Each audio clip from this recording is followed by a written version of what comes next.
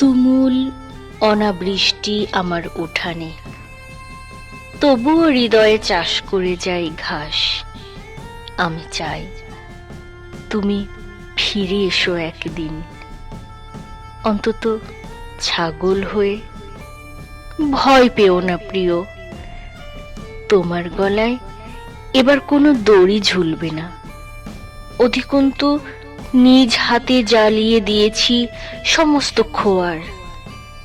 উন্মুক্ত বাঁধনে তুমি যেতে পারো যত্রতত্র।